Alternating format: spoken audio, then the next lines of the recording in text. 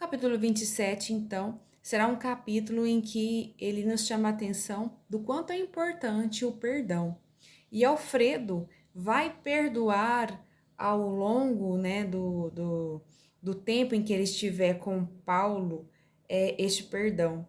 Para vocês verem, Alfredo vai resgatar o Paulo lá das profundezas do umbral, dedicando a ele, se preocupando com ele, cuidando com ele. E ele vai passando por vários processos até chegar ao sentimento fraterno, que é aquele sentimento que nós realmente precisamos ter para com os nossos inimigos. Portanto, vamos aprender a perdoar. Vamos nos esforçar para perdoar aqueles que em algum momento, em algum dia, nos ofenderam e a gente ainda guarda aquela mágoazinha lá no fundo do nosso coração. Lembrando que os maiores beneficiados serão nós mesmos. Vamos tentar fazer isso? E que Jesus nos abençoe nesta jornada tão difícil, tão difícil. Capítulo 27, o caluniador. Enquanto o administrador se entregava a conversações educativas com os numerosos subordinados, Aniceto chamou-nos à pequena construção isolada e falou: "Vejamos outro ensinamento." Avançamos na direção de algumas câmaras separadas. Nosso instrutor abriu uma porta e vimos um louco, que parecia fundamente irritado.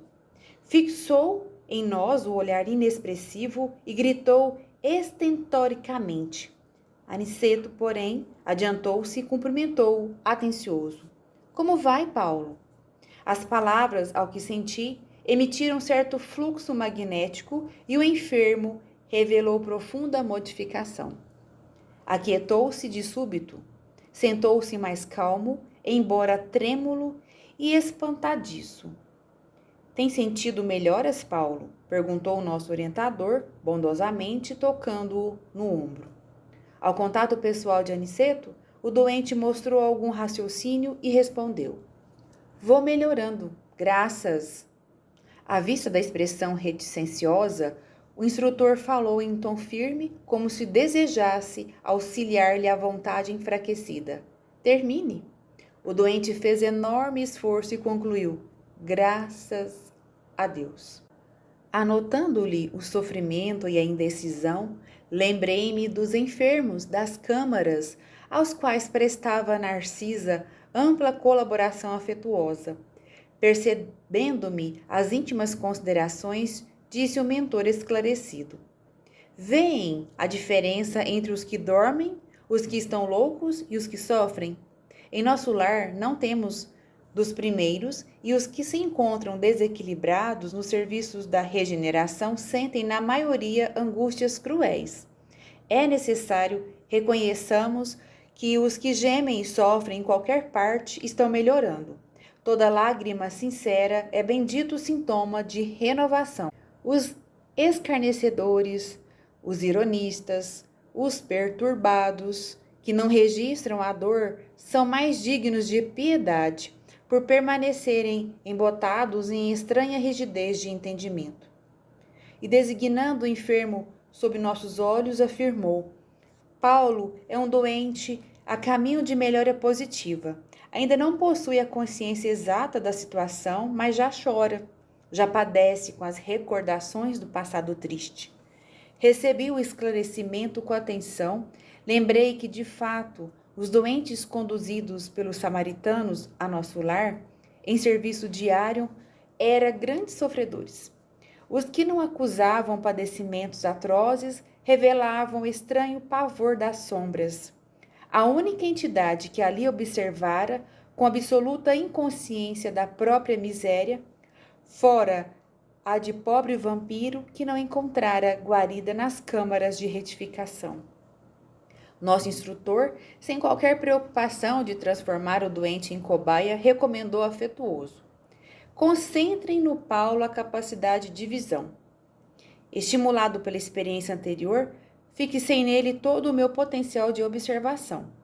Aos poucos, caracterizou-se a meus olhos a sua tela mental, parecendo formada em compacta sombra noturna. Com surpresa, Divisei formas diversas que se movimentavam. Vários vultos de mulher ali surgiam, despertando-me enorme admiração. Entre eles, reparei o de Ismalha, como que doente, enfraquecida, ansiosa. Alguns homens passavam igualmente, mostrando desesperação, e notei nessas imagens o próprio Alfredo, a evidenciar cansaço e extrema velhice prematura. Vozes misteriosas se faziam ouvir. Sobre Paulo choviam maldições e blasfêmias. As mulheres pareciam acusá-lo clamorosamente. Os homens davam ideia de perseguidores ferozes, ocultos no mundo interior daquele enfermo estranho. Observando, porém, que os vultos de Ismalha e Alfredo se movimentavam naquele painel escuro, não pude sofrear a curiosidade e interrompi o minucioso exame, voltando a conversar com o nosso orientador, perguntando: como explicar o fenômeno? Estou assombrado. Antes, porém, que pudesse expressar maiormente o espanto que me dominara, Aniceto ajuntou: já sei. Admira-se da presença de Ismalha e do seu marido nas reminiscências do enfermo. E ante a minha perplexidade continuou: lembram-se da história de Alfredo? Temos diante de nós o falso amigo que lhe arruinou o lar. Paulo, contudo, não somente cometeu a ingratidão, como envenenou o espírito de outras senhoras, traiu outros amigos e destruiu a alegria e a paz de outros santuários domésticos. Observando Ismalha, aflita, e Alfredo desesperado nas recordações dele, vemos as imagens criadas pelo caluniador para seus próprios olhos. Nossos amigos deste posto evoluíram, transpuseram a fronteira da mágoa, escaparam ao monstro do ódio. Vestem-se hoje de luz. No entanto, Paulo os vê como imagina, para escarmento de suas culpas. O criminoso nunca consegue fugir da verdadeira justiça universal, porque carrega o crime cometido em qualquer parte, tanto nos círculos carnais como aqui. A paisagem real do espírito é a do campo interior. Viveremos de fato com as criações mais íntimas de nossa alma. Reparando-me a dificuldade para compreender de pronto, Aniceto prosseguiu depois de pequeno intervalo. Para melhor elucidação, recordemos a crucificação do Mestre Divino. Sabemos que Jesus penetrou na glória sublime logo após a suprema dor do Calvário.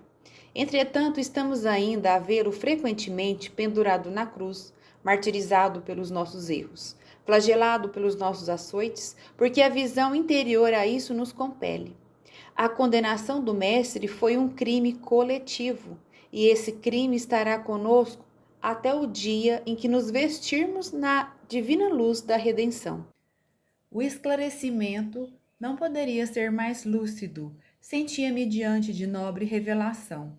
O dever possui as bênçãos da confiança, mas a dívida tem os fantasmas da cobrança, tornou o generoso mentor com grave acento. Readquirindo a serenidade, interroguei: mas Paulo veio ter casualmente a este posto? Não, respondeu Aniceto atencioso. Foi trazido pelo próprio Alfredo, que se sentiu necessitado de disciplinar o coração. Nosso amigo que hoje dirige esta casa de amor desprendeu-se do mundo sob intensa vibração de ódio e desesperação. Sofreu muitíssimo nos primeiros tempos, embora nunca fosse abandonado pela dedicação de abnegada companheira. Alfredo, todavia, não pôde ver Ismalha enquanto não se desvencilhou das baixas manifestações do rancor. Socorrido em campo da paz, compreendeu as próprias necessidades. Tão logo adquiriu algum mérito, intercedeu pelo amigo infiel, buscou-o em recanto abismal e tão nobremente se dedicou ao aperfeiçoamento de si mesmo que conquistou a posição de administrador de um posto de socorro. Trouxe o tutelado em sua companhia e trata-o como irmão atualmente. Não julguem que o marido de Ismalha conseguiu essa vitória espiritual tão somente pelo fato de desejá-la. Ele desejou-a, procurou-a, alimentou-a e agora permanece na realização. Há muitos anos, conversa com Paulo diariamente. Nos primeiros tempos, aproximava-se do enfermo como necessitado de reconciliação. Depois, como pessoa caridosa, mais tarde adquiriu entendimento, comparando situações. Em seguida, sentiu piedade. Logo após, experimentou simpatia e, presentemente, conquistou a verdadeira fraternidade, o amor sublime de irmão pelo ex-inimigo.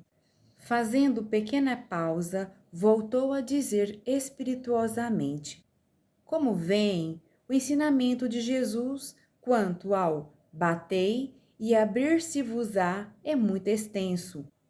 No plano da carne, insistimos à porta das coisas exteriores, procurando facilidades e vantagens, mas aqui temos de bater à porta de nós mesmos para encontrar a virtude e a verdadeira iluminação.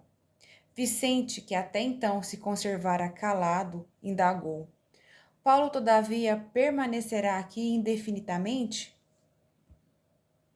Nosso instrutor fez um gesto significativo e concluiu: Voltará breve à terra. Ismália tem feito a seu favor inúmeras intercessões e não deseja que ele, ao retomar a razão plena, se sinta humilhado com o benefício das próprias vítimas. Uma das irmãs, por ele caluniada no mundo, já voltou ao círculo carnal e a abnegada esposa de Alfredo pediu-lhe que recebesse Paulo como filho, tão logo seja oportuno.